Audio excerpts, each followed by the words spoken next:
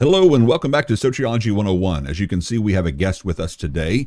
In fact, Bobby Conway is not new to Sociology 101. You may have remembered we've had him on before talking about our own similar sociological journeys into and out of Calvinism, while we both adopted Calvinism and then ended up leaving Calvinism. And we talked a long time about that. You can go back and watch that broadcast if you're interested in it.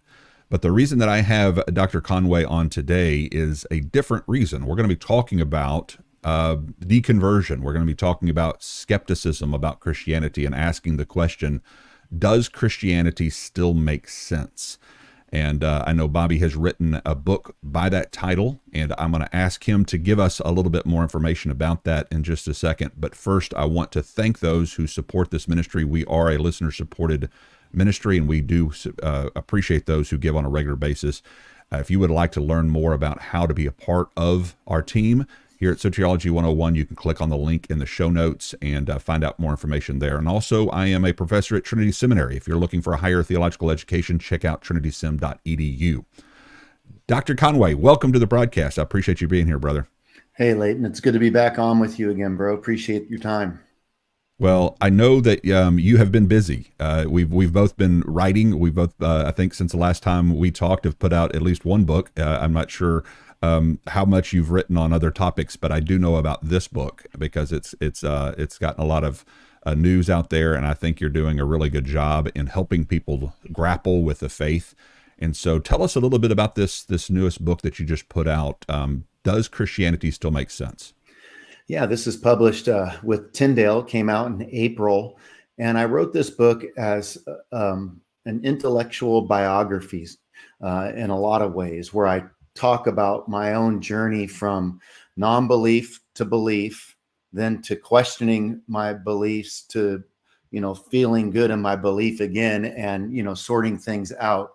So I wrote this where the first part is really just me sharing in fast chapter fashion the journey and what that was like to kind of grow up in California, to never hear the gospel till I was 19, to have lived entrenched in alcohol, drugs, promiscuity, and then to become a Christian, and how my life just became radically transformed and a total zealot, and then into the pastorate and working on apologetics, and find myself in this extended dark night of the soul for several years, where my doubts were so bad that I ended up on antidepressants and counseling, suicidal ideation. It was just the most horrific experience. I felt literally abandoned by God at times, and literally, in the truest sense, it kind of felt like I was hanging by a thread, Leighton. That at any moment I could just lose this whole thing. And it was so agonizing because of how important my faith was to me. And so anybody that suffers from doubt and says, well, they didn't really suffer, they just doubted, I think that that's a problem, because when you do suffer deeply, it's because you have a love for Jesus, and now it feels like it's slipping away, and what's going on, and the feeling of everything being dismantled. And so I wanted to write because I was able to come through that extended season.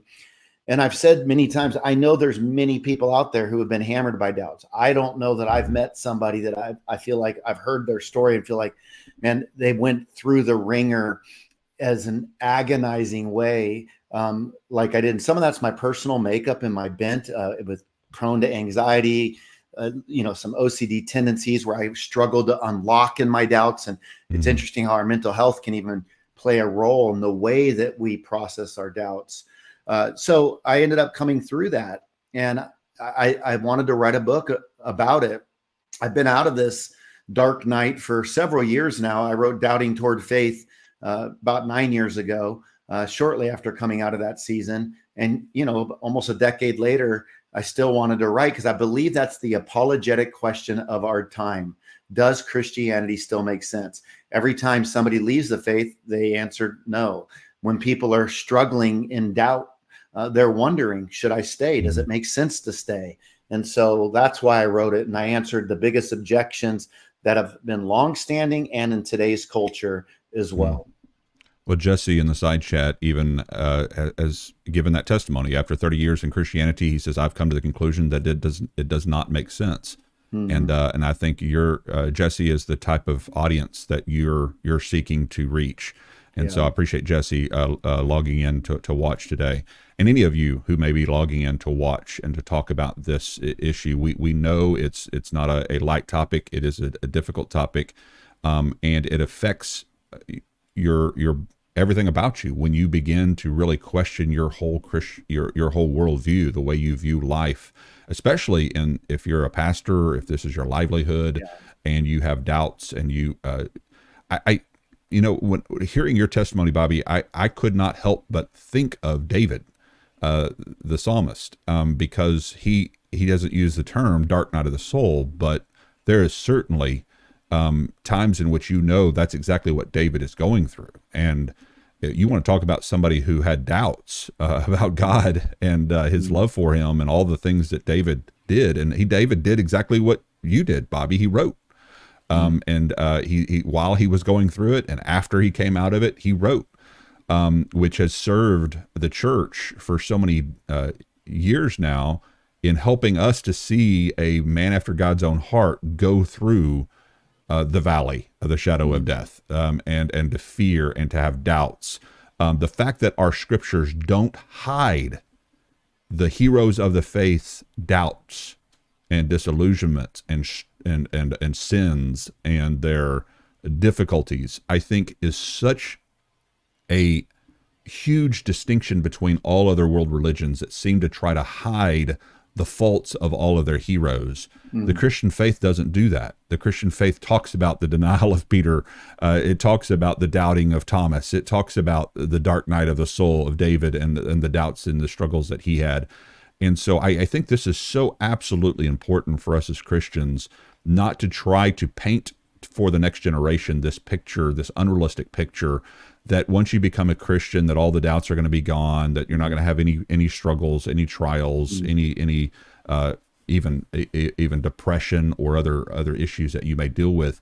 But in fact, we all go through those kinds of things at one point or another in our lives, and we need each other to walk through those. And we need people, like yourself, talking about them and the struggle that you went through, so as to assist those who may be going through that struggle. Has that been your take on this as well? Have you found others going through the same struggle that you've been going through after giving your own testimony? I have met a lot of people that have been racked by doubts, and it's torturous for individuals. I mean, when you think about it, I mean, everything, especially like you said, when you're a pastor, and I think that's part of what made the existential angst so agonizing for me. I was like, what else am I going to do? I prepared my whole life for this. I've given up everything for this.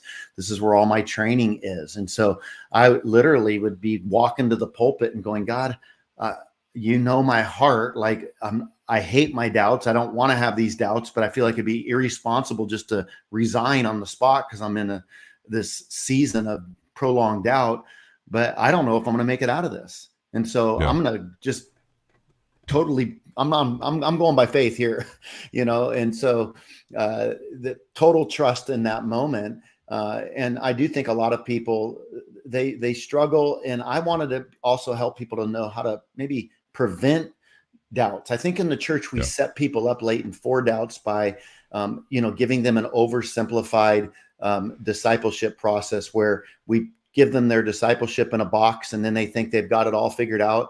And really, we're getting people that, just get saved. They sign off at membership class on 10 doctrines that they believe in, that they've never even studied. So they commit to the one view, which is the pastor's view or their church's view. And they think that they've got their God in the box. But then because they prematurely committed to positions that they hadn't thought through or even became informed about alternative positions, they, in a way, were set up for a future crisis of faith without even knowing it. And so if we can help people to say things like, hey, don't try, like when you and I were younger, Leighton, I mean, a mature Christian was one that, you're memorizing your Bible and your Bible beliefs and positions. And I'm like, hey, I've told my kids, love God, love people, celebrate the gospel. That's great commandment, great commission living. And I said, enjoy learning. Don't try to conquer it. No, there's lots of positions out there, and don't prematurely commit to a position without thinking through stuff. And I wish people would have told me that early on, that there's all kinds of alternative views out there. Don't panic. Just take your time learning them. Instead, it felt like people were more intentional about getting me to believe their one way, which didn't serve me well once I learned how to think for myself. And so I think that while Christianity still makes sense to me, it doesn't mean that it makes absolute sense. It just means that it makes better sense than my alternative options, because to walk away from Christianity in the name of doubt is only to walk into another set of doubts in the worldview that you're going to inherit. So I tried to pre-think, well, what kind of doubts would I inherit if I walked over to atheism or agnosticism? And so given that I realized that doubt is inescapable, because doubt is not a Christian problem, it's a human problem, I realized that Christianity makes the best sense to me of the different worldview options. That well said, and you almost answered the question that Amber had asked. And by the way, I will be watching the side chat for your questions, as Amber did here. If you'll mark it with a question, then I will try to save that in the side chat and present those to Bobby as we go through our discussion.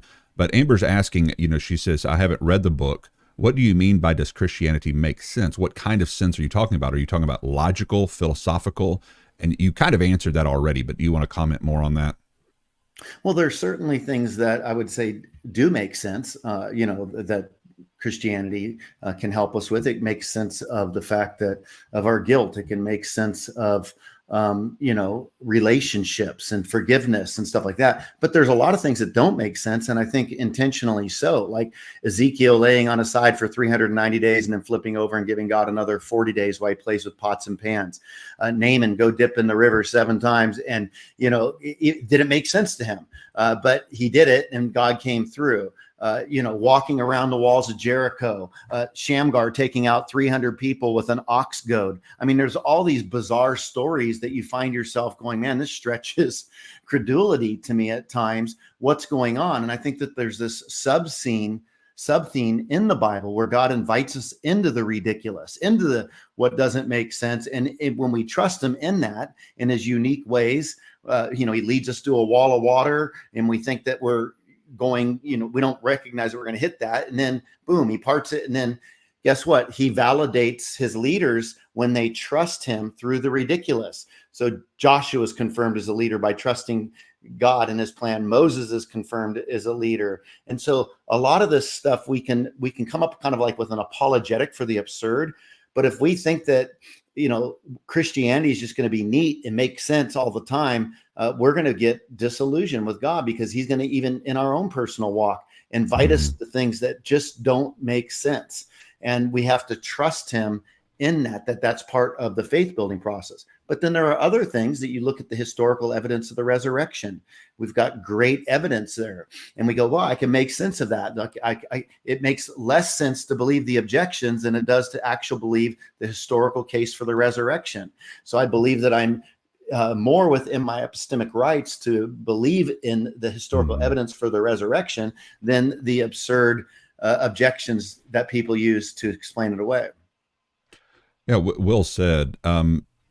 And I think that sometimes Christianity and Christians, maybe historically, have been the types of people that bury those kinds of questions or avoid them or even shame those who even bring them up. And to our discredit in my estimation. I think it's as Jesse who commented earlier, he writes this, and I think he's absolutely correct. Creating a safe space to honestly address doubts about faith, God, and the Bible is positive development. I completely agree with that. And I think that's exactly what our generation, at least the guys that I've been dealing with, Eric Hernandez and other, Braxton Hunter, Jonathan Pritchett with Trinity, yourself, and other apologists, have really just taken the bull by the horn, so to speak. Like let's just take these questions that people are asking, or these seeming absurdities from the text, and answer them straight on. Let's talk about them. We don't have to ignore these things or pretend that they're not there, or shame people who even bring them up. Right. Because that just ends up driving people away from the faith who are thinkers, people who are not willing to surrender their sense making over to the church or over to their pastor, but who are thinkers, who are like you, Bobby, I know, and myself, I would put in the same category. We don't like unanswered questions. We like to observe. Right. We like to dig in. We like to know why. And for those of us, especially in the apologetic world, that's just something we all want to know more about. And so I think this naivete of some Christian leaders who try to silence the young people, so to speak, silence the next generation who have difficult questions, is actually doing much more damage to the faith than they even recognize. Instead of just answering those questions straight up, coming at them and saying, guess what? You know what? I don't know why that's in the text there. I don't know what it's talking about. I can have some theories about what it's referring to or why it may be there. And here's some theories, this and this, but it doesn't need to be the linchpin to your faith, because of several other reasons that we can talk about as to why certain literature and genre of literature used certain analogies and stories and symbolism and these kinds of things that we may not be aware of in our generation. But that current generation or that time would have been more aware of what was meant by some of those stories or why they were included, and the canonization of Scripture and all the questions that can come along with textual criticisms and all those kinds of things that many people aren't even aware of. And so dive into that a little bit with regard to how you address that in your book, for when you come across things that just don't make sense, even to the best of the best scholars, where they even kind of throw their hands up and go, we really don't know. Should that rock our faith? Boy, I'll tell you, as somebody that has spent many years now doing Christian apologetics, I was in kind of an obsessive relationship, Leighton. I mean, I taught myself to speed listen up to triple speed. I was flying through books. My library had grown so big, but the problem is every time that I read one book to try to chase down answers to my doubt that I might be struggling with, I would collect more doubts, or I would collect 10 more books that I needed to read. So my relationship with God and my life had to be something bigger than just getting that next question answered, because there's always going to be questions. There's always going to be room for doubt. And so I was looking for a way to live with kind of the answers that I have and be satisfied with that, because it was tempting at times, like, oh boy, being an agnostic would be fun because I could just sit in skeptic's corner and, you can't really know that. You can't really know that. And I can get kind of the appeal for somebody in that mood, let's say. But even the agnostic is certain that there is an explanation. The agnostic just doesn't know what that explanation is for how we got here. And so I'd rather give my life to the best explanation that I can see given the evidence than to just sit as a skeptic and never give my life to anything. And I believe that Christianity offers the best explanation of our origin, of the problem that we're up against with our fallen humanity, and the resolve for that. And so the way out of my doubts was the resurrection. And even that's the linchpin of Christianity. And I reasoned like this, Leighton. And it became kind of like a way for me to roll up all of my doubts into this, where I could rest in it. And it was, if Jesus really rose from the grave, well, then he really did die. And if he really did die, he really did live. And when he really did live, he validated the Old Testament. And he even said that there was going to be more truth to come when the Spirit came. So I thought, well, if Jesus validated the Old Testament in his first coming, then I can at least trust that in his second coming, he'll validate the New Testament. And so out of the resurrection, I could go back and realize Jesus didn't have a problem with the Old Testament. And he said there's more truth to come. So I go, Jesus rose from the grave. Well, guess what? I can be okay, because if he rose from the grave, he really did die. If he really did die, he really did live. When he did live, he validated the Old Testament, and all the little problems that I have in there, it doesn't really matter, because if it was good enough for Jesus and he rose from the grave, then that settles it for me. And then he even said there's more to come. So I go, guess what? If he came for the first coming, and that was promised, and I trust it'll come in the second. Could I be wrong? Yeah. Perhaps. I can't prove this beyond a shadow of doubt with certainty, but I think about what my life would be like what kind of, what is atheism going to offer me? So it's like everybody's going to have to commit to some kind of a worldview, even one that says, oh, I'm not committed to anything. Well, you're committed to yourself. You're committed to the worldview. I'm not committed to anything. Well, that comes with something. So that's kind of how I would start reasoning.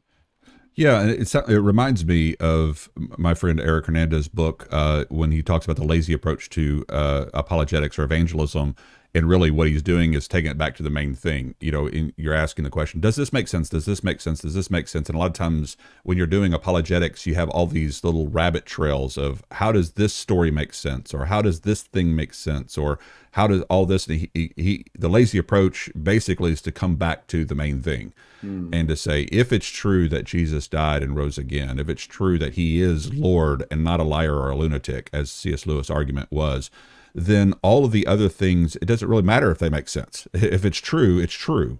And there are things that don't make sense in every worldview. Atheism and every other worldview, there are things that don't make sense to us. And so to abandon Christianity because there are things that don't make sense, to adopt another worldview that also has things that don't make sense, doesn't make sense if what Jesus said is true, if who Jesus was is who he says he was. And that's what you have to deal with. You have to deal with Jesus. And I think that's one of the strongest approaches to apologetics is to be very Christocentric, very, very much focused on the person of Jesus Christ. I highly recommend people looking at your material, your 1 Minute Apologist. You have a lot of great material for those who are looking for apologetic work for proof of the resurrection of Jesus Christ. And there are a ton of other great apologists out there that we've talked about on our broadcast that have some great things. J. Warner Wallace has a presentation. I know you're familiar with him too, Bobby, but he has a great presentation on the person of interest, talking about Jesus and how Jesus has affected every single aspect of the world, geography and art and finance and architecture, everything, and how much Jesus has impacted our world. Our entire calendaring system, for goodness sake, is based around the birth of this man. I mean, you can't be a human being on this planet and not deal with Jesus of Nazareth, regardless of whether you think he was divine or not. You've got to deal with him. And I think that's what C.S. Lewis was getting at. I think that's what so many other apologists are trying to point people to, is what would it look like if God did intervene into our world? You have to admit it would look like Jesus. Of all the other people in the world, it would look like Jesus. He is the most likely candidate to be God involved or intervening into our on our planet. And so you have to deal with him. And I think that's where your apologetic is going. Your apologetic is going back to Christ. Yes. And the best apologists don't waste all their energy and time trying to make everything else make sense. They are focusing on the main thing, who is Christ, the person of Jesus Christ. And that's one of the reasons I wanted to interview you, is because I think like Eric, like Braxton, like the other apologists that I really have a high respect for, you're coming back to the main thing, who is Jesus Christ, the death, burial, and resurrection of Jesus Christ, and trusting him. That's what faith is. I mean, faith is trusting when things don't make sense. Is putting your trust and your allegiance towards Jesus Christ, even when not everything makes sense to you, and that's a part of the Christian life, folks. When things don't make sense, welcome to the party. We're all there. We all have things in our life that does not make sense to us, and we do not understand why.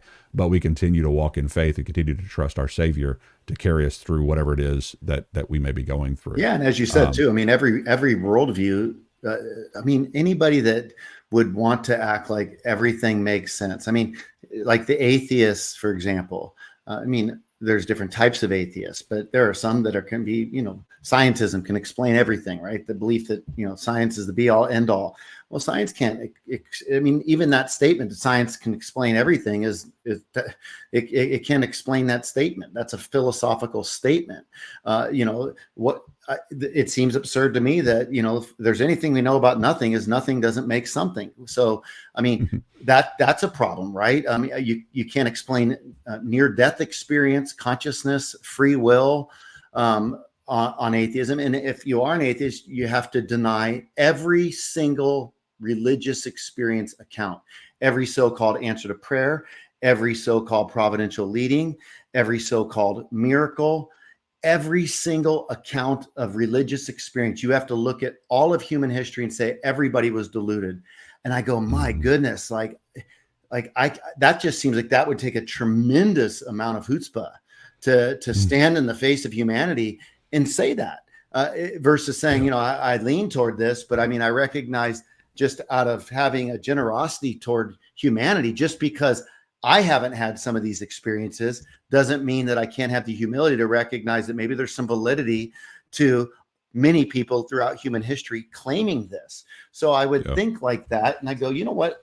A prolonged season of doubt, it can be the making of an apologist. And it also can allow you to come out the other side and you think, okay, well, I've thought through, why not Buddhism? Why not Islam? Why not agnosticism? Why not atheism? And the beautiful thing is we as Christians don't always have to sit in the defense posture.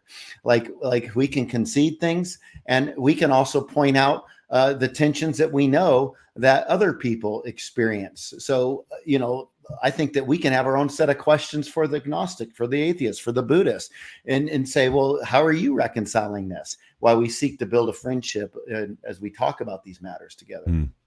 Yeah, well said.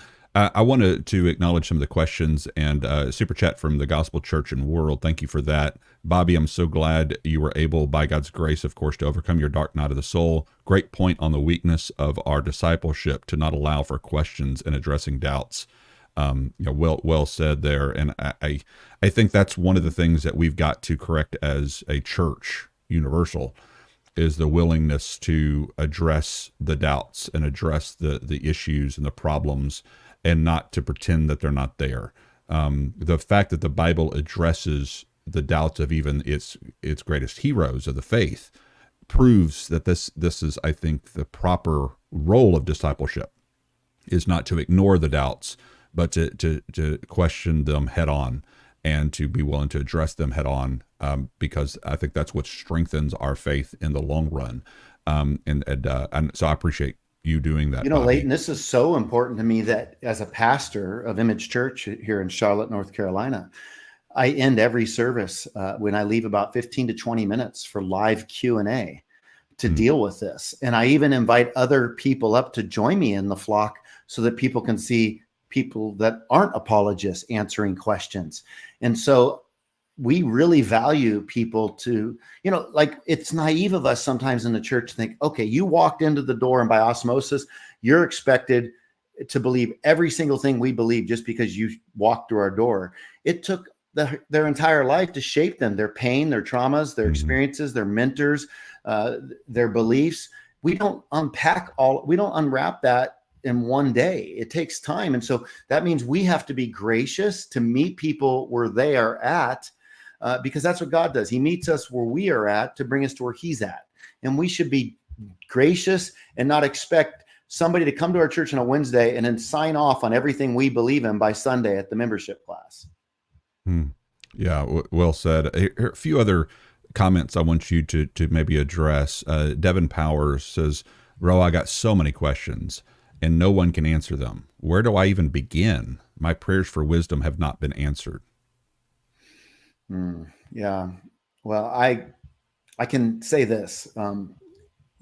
I can relate to feeling overwhelmed, like by questions that were doubts. It felt like the snowball was just getting bigger and bigger and bigger. And it felt like I was being crushed under an avalanche of doubts and didn't feel like I could breathe. I felt like I was suffocating. And it was very, very agonizing. So I can say, I'm sorry you're in that space. That is very difficult.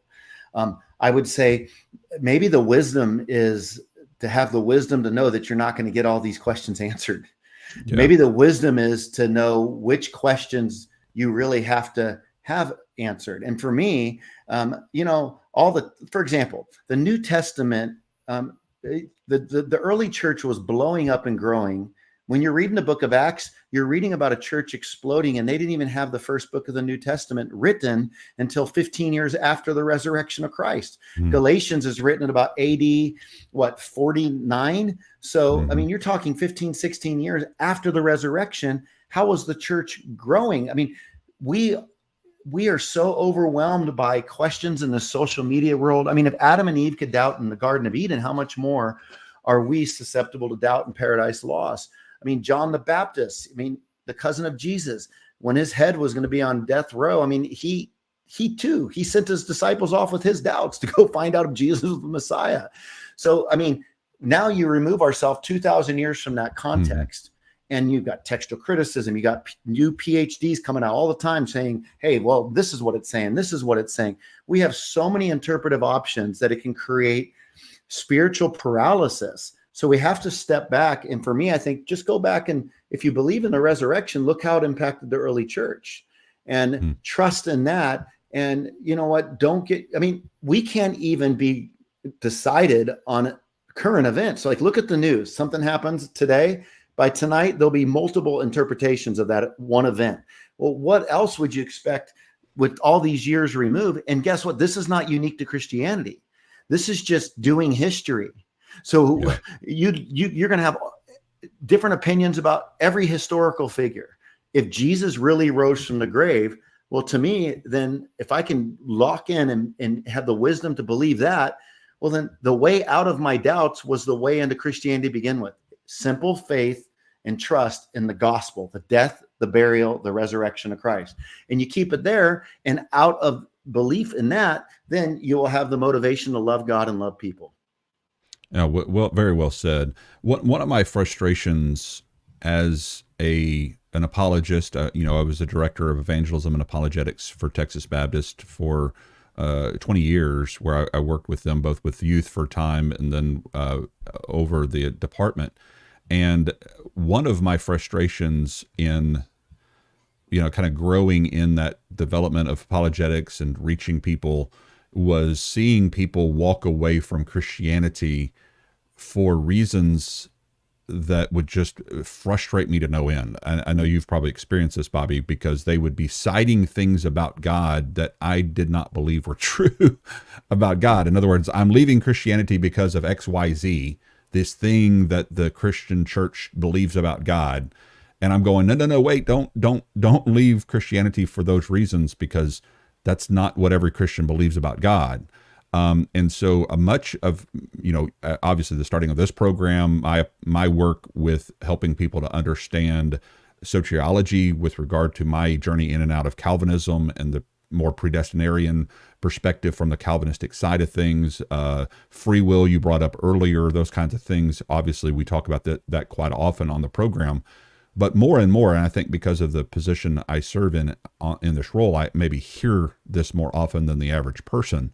But I'm hearing so many people deconvert or leave Christianity because of what they've learned from more Calvinistic leaning Christians about who God is and how he works.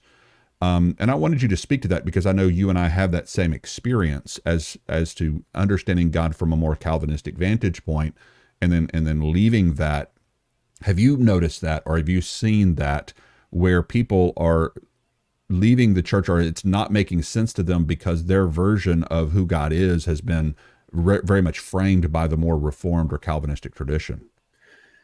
I have. And Leighton, I think this is why it's important that even if you are a Calvinist, that you have, I believe, the biblical responsibility to not just try to indoctrinate your flock only into Calvinism.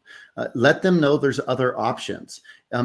So, for example, I'm an old Earth creationist, but even when I was a young Earth creationist, if somebody was going to walk away from the faith because they just were a part of a church that insisted it's got to be young Earth, it's got to be young Earth, it's got to be young Earth, I'm always going to look for a loophole where I can say, look, there's some people that, are old earth creationists, or somebody so committed to science, they'll say, there's actually some Christians that are theistic evolutionists. Why don't you check their stuff out?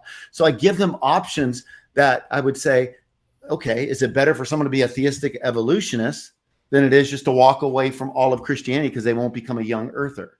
Or is it better for someone to be a Molinist, an Arminian, than to walk away from Christianity because they can't digest Calvinism? And I think that that's part of what we can do when we're equipped, is we can say, hey, this is what I believe, but there are other Christians and they believe this. Why don't you check this out?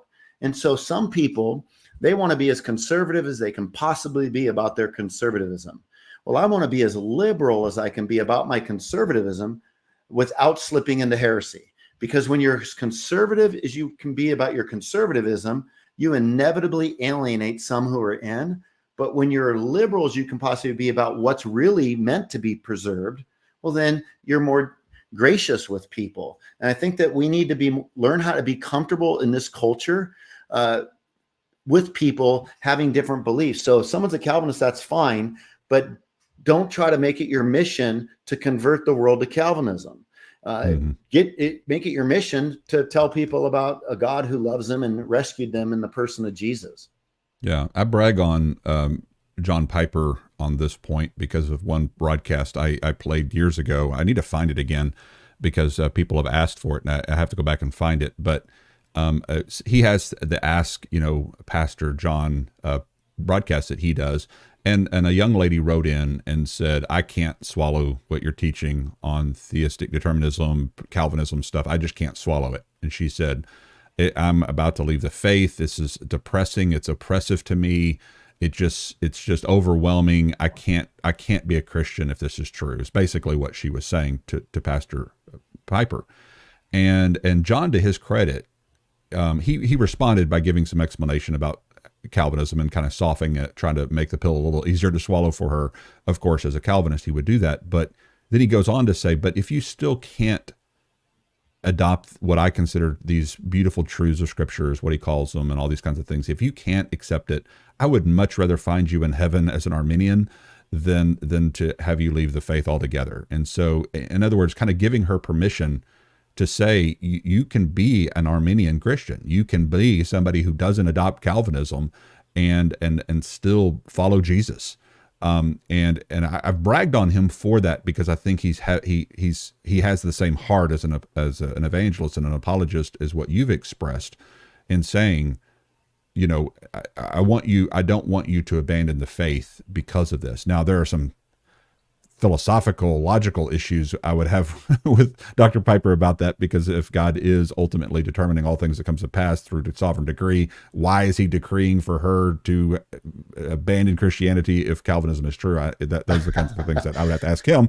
But nevertheless, I'm the spirit of it. I'm very much happy that there are some Calvinists who don't make this a central issue to becoming a Christian or to remaining in the faith, so to speak, that they would rather see you as an Arminian Christian than as an atheist or somebody abandoning the faith altogether.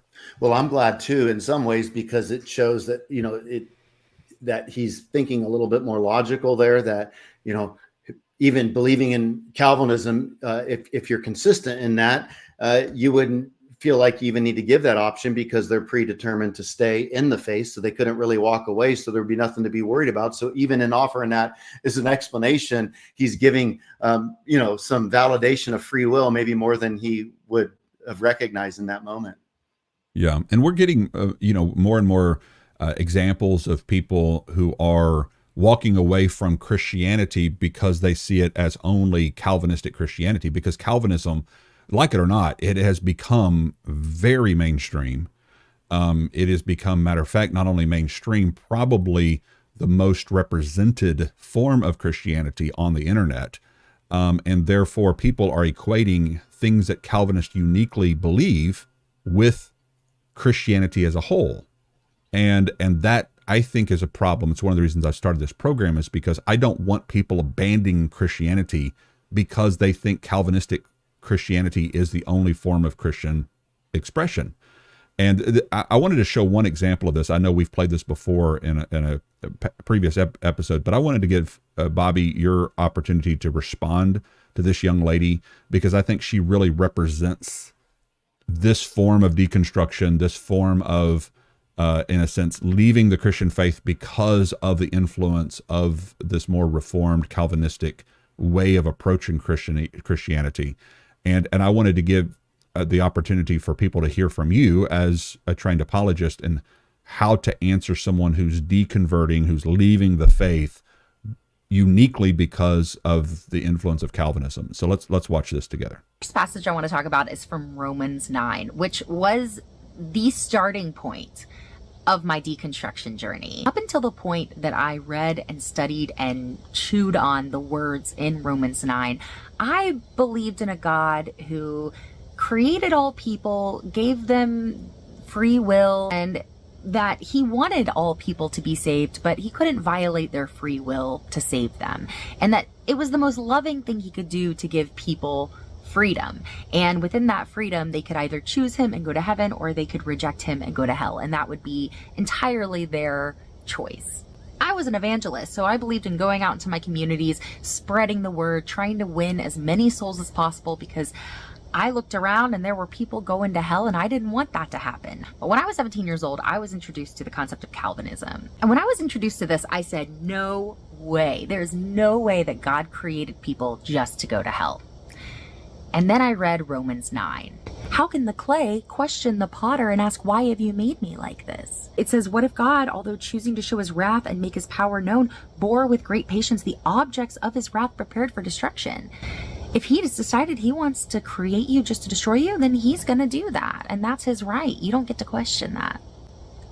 And realizing this changed everything about my perspective of God. Realizing this made me see a God who did not desire people to be saved, but instead creates people as puppets, does what he wants with them, and then tells them you're not allowed to question it. That is just in direct contradiction to any kind of a loving, kind Father God that I was taught growing up in the church. So I was fed one version of God who was a loving Father, but I'm learning about this completely different God who intentionally creates people to go to hell. That right there really shattered my perception of God. It really caused me to start this journey of questioning what I believed and why I believed it. Okay, and again, just an example, a real-life example of a YouTuber who's had quite a bit of influence, who has deconverted, left the faith because of the influence of Calvinism. At least that's, by her testimony, what started her journey. How would you advise someone like that, Bobby? The first thing I'd want to do is just validate the pain that she felt in that experience, because the picture that emerged in her mind of God, it was an ugly picture. And, there's times where, I would want to say something like, sometimes I'm reading the Bible and I have a hard time digesting certain passages too. And like, what is God up to here? And it can be a problem for me. But at the end of the day, as Christians, and just as people in life, we're going to make decisions. And I think that I would want to step back and say, hey, there's other views. Not everybody looks at Romans 8 and 9 the way that you're looking at it. And so are you aware of those views? And so let's talk about those views. Are you aware that this is talking about corporate election, not individual election?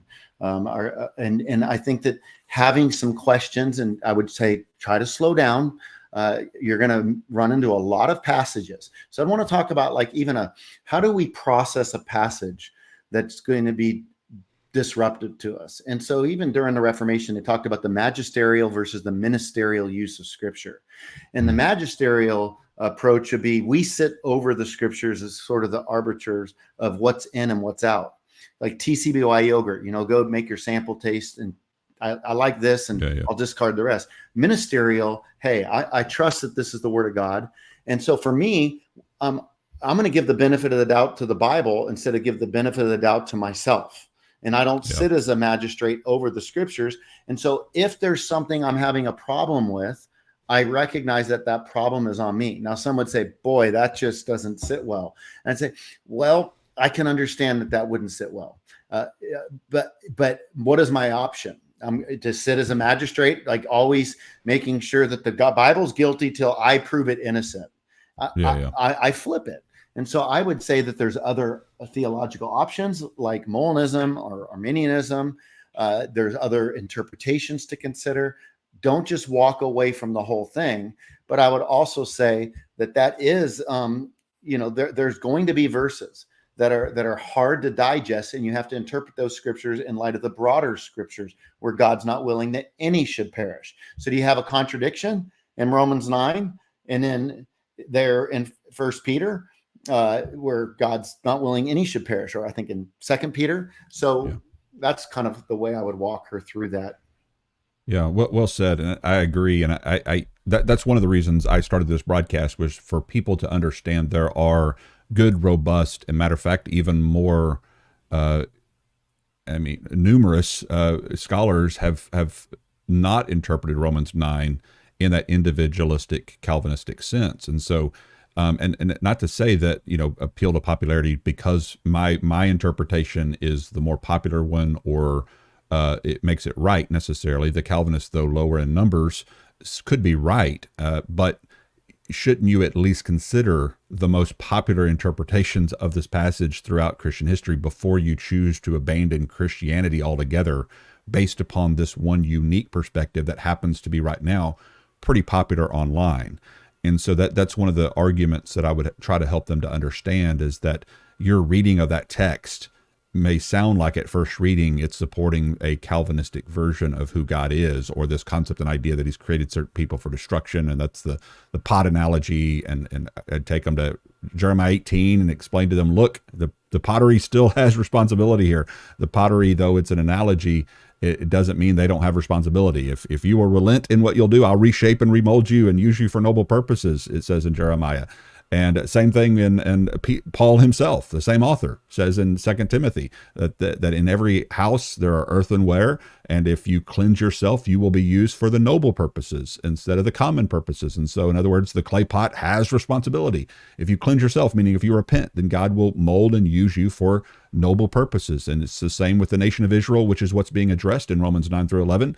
They had grown hardened and calloused, and were being now hardened and given over in their rebellion to bring about the ingrafting of the Gentiles. But if they repent, and if they relent in the evil that they are doing, and if they believe in Jesus, they too will be used for noble purposes. And so just because it's using a clay pot analogy, I would say to this young lady, don't assume that we're just free will and there's no responsibility on the part of the clay pots in this analogy. You're over literalizing the analogy by taking it that far, and helping her understand that, I think, would be one of the first steps. But what I have learned from, like I mentioned, Eric Hernandez and others who on this lazy approach to evangelism and apologetics, is that oftentimes when people are quoting these texts, some of the texts you even mentioned, the difficult to explain kind of passages, when they start throwing those out there, oftentimes it's really not those things as the real reason they're abandoning the faith. Those are just rationalizations, possibly, for walking away, and that there's maybe something a lot deeper than just that one text or just that one reason. And sometimes as a pastor, it seems to me, and I want you to comment on this, it seems to me that it's getting past all of those kind of barriers they're putting up there, all these rationalizations they're putting out there, old earth versus young earth, or this passage or this weird thing that's said here, that and kind of moving those things to the side and focusing on the true issue that's going on with that person's heart. What's happening with this person? What's going on with you? Has that been your experience as well? We're so heavily influenced by our culture that I think it's hard for us to not bring our biases to Scripture. And, we've also, with social media, you're constantly being bombarded with skeptical blurbs that are, painting God in a bad light, or, there's plenty of material for us to bump into doubts as a Christian, because we're, in a world now where we can be hit by so many different directions, and it's challenging for us. But I do think getting out of the weeds sometimes, and really what she's struggling with is a question of God's goodness. And so, is God good? And I believe that he is, but I think that was part of the problem for me with Calvinism is, hey, we're over defining sovereignty is how I like to put it. Like Calvinists want to say God is sovereign, God is sovereign. I agree, he is sovereign. But if you over define sovereignty, then you end up with fatalism. And fatalism looks a lot like Allahism on Islam, where Allah does what Allah does. And so then you root, God's goodness in his will instead of in his moral nature, and then his will becomes arbitrary. And so you just start saying, well, God is good because God does what God does. And then it starts sounding a lot like what we read in the Quran, and so we start saying things that doesn't really digest well. And I just started even feeling disingenuous, where I think, it's not really true that, anybody can believe, because you have to be regenerated before you can believe. And so, so then you're basically, so then why do you go to hell for not believing in Jesus? Well, you couldn't believe in Jesus. So you go to hell for not believing something that you couldn't even possibly do because you needed to be regenerated in order to believe. So then it's kind of like picture a coach standing atop the Empire State Building and looking down at the bottom, and he puts a basketball rim up top and he says, all right, slam dunk this bad boy. And then you're doing everything you can possibly do. But then he says, all right, you're punished because you couldn't slam dunk it. Well, you would never be able to slam dunk it. You put the standard too high. Well, and you're going to go to hell because you didn't meet that standard. And God's just. And the coach is just because, he punishes you because you couldn't slam dunk a basketball from ground zero on the top of the Empire State Building. Well, that seems like I couldn't do it. But when you look at what we would say is, well, because of free will, we can believe in the fact that Jesus pulled off the absolute slam dunk, and we can freely believe in that. And that's good news. By the way, Leighton, have you interviewed David Baggett by any chance? I have not. No, I have not. I think he would be somebody that, William Lane Craig says he's the greatest moral philosopher of our day. He actually reviewed my PhD research and sat on kind of the board when I went through my Viva at the University of Birmingham in England. And he wrote a book called Good God. And it was his argument in Good God. And he developed an acrostic called CERTS.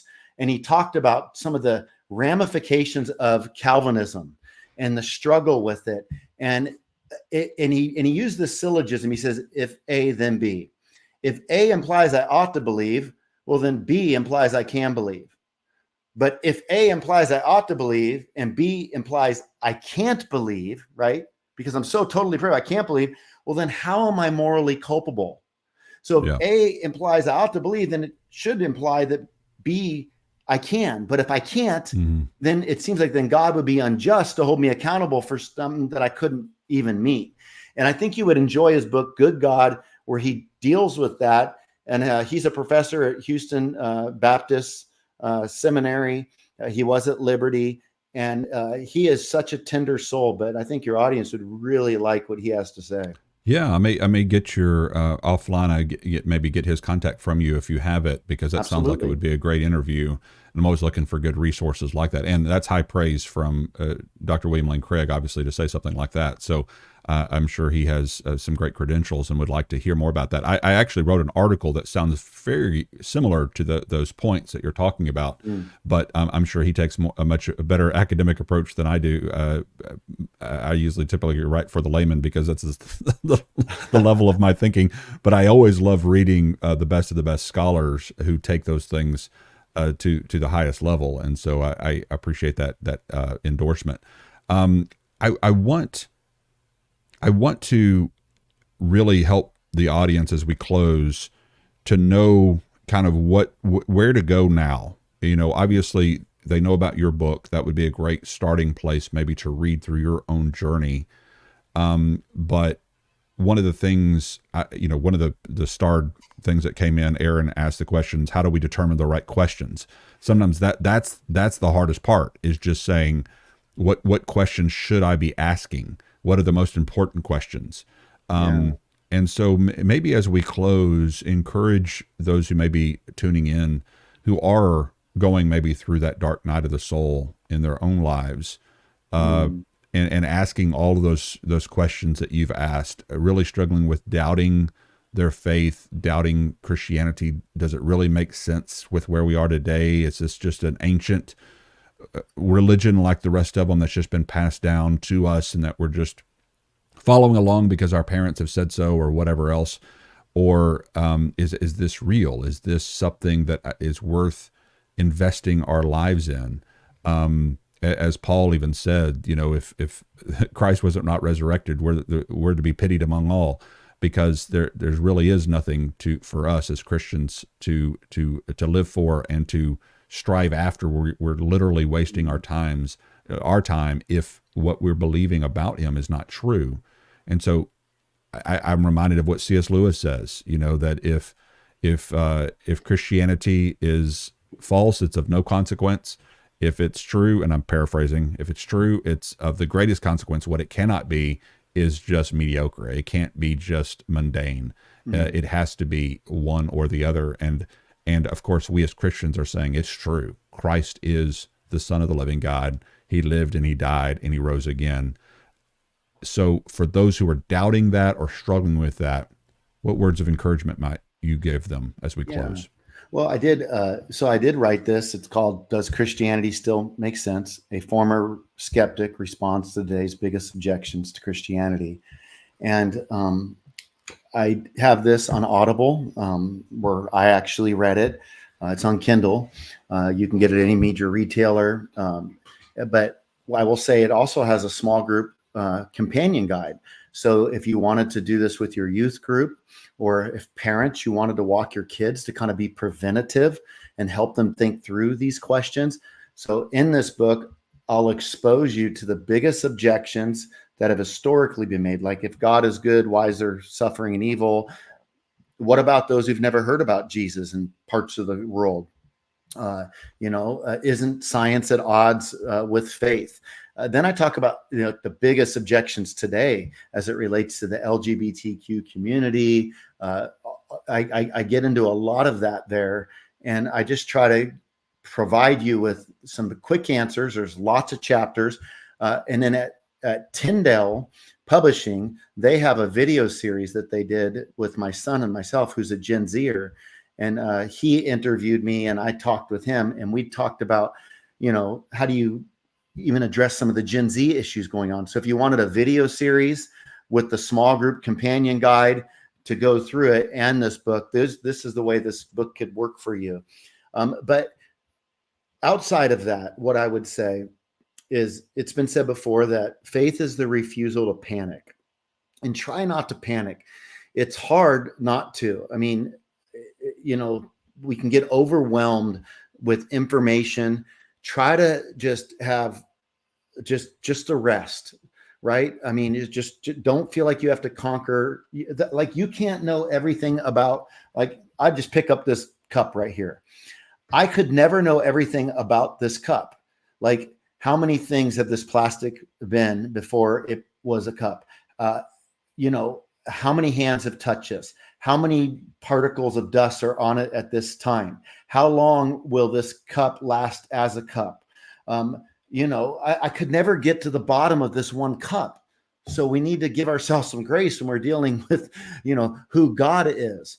And I think that when we just take our time, just try not to panic, ask God to be with you, and if you're really struggling, just take that process that I shared, even with the resurrection. If Jesus rose from the grave, then he really did die. If he really did die, he really did live. And when he lived, he said that he came to redeem us, that he's our Messiah. And so like a child, put your faith in that simple gospel message, and don't turn your faith into a Q&A session that'll wreck your heart for God. When people come to you with doubts that you can't answer, guess what? You don't have to know all the answers to everything. I mean, if there is a God, and I believe there is, I mean, we have to believe that he would be the God of the simple people as well. Like, everybody Like in other words, you can't go through this exhaustive experience where you try to figure out the answers to everything before you can finally make an informed decision.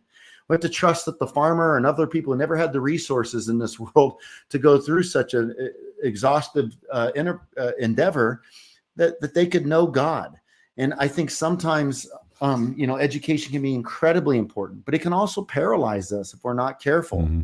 And we can start thinking that we're smarter than God. And I think that no matter what it is, just remember that doubt is not a Christian problem, it's a human problem. In the absence of certainty, there'll always be room for doubt. The question is, which worldview best closes the doubt gap? And I believe that Christianity can best assist us with this. I remember one pastor saying, with faith without doubt is dead, meaning that faith is our reaction in the presence of doubts. And how we continue to walk even when we do have doubts, and continue to trust in him with a childlike, you mentioned that several times, like a childlike faith. And in education, you mentioned that too. I think with the world online now, that's happened within our lifetimes, where at our fingertips, we have knowledge and education and people bringing up questions that were never even questions before, and issues that were never brought up before. All of a sudden now, we can get, as you said, paralyzed with just all this information and trying to figure everything out, versus having that childlike faith. That is not to say that it's not okay to grapple with those hard questions and to dive into some of those issues. It's to say that when you're resting in him, like I think, Bobby, as you so eloquently put it, to stop and just calm down, just rest. The Bible talks about being still and knowing that he is God, just finding that place of comfort, that place of devotion, that place of rest, instead of always making it a mental gymnastic exercise of, like you said, you're just listening at 3 speed, all this information and trying to gather this and gather, and it can become, and I've been there. I'm the same. I think you and I kind of share the same kind of mindset when it comes to that. We just become so information overload that we lose the getting out into nature and the peace that passes understanding, the resting, the feeling of knowing that that you are right with the world and with your Creator, and just that peace that passes understanding. That someone mentioned in the side chat, like a grandma, that I think of my own mother, who's just a prayer warrior, and just her simple childlike faith that she has held to throughout her entire life, of just trusting in God no matter what the circumstances are. That's the kind of thing I think that we all have to be reminded of, especially us theology geeks and others who really like to dive into all the information, to just stop, to be still, to know he is God, and to really make time for the devotion of knowing God, versus the always being involved in the study of, or the intellectualizing of all the aspects about how this world works, and how everything, all the questions can be answered. So this has been awesome, Bobby. Much even better than I expected. I always expect good things when having a conversation with you, but this went far beyond my expectations. And so thank you so much for this. Thank you for writing this book and for really engaging your culture. And so God bless you for being here. I really appreciate it. And for those who are tuning in late, make sure you go back and watch this program in its entirety. You can click on a link there to Bobby's website to learn more about his book and where you can get that from Tyndale. And I want to remind you all as we go now, share Christ and show love. God bless.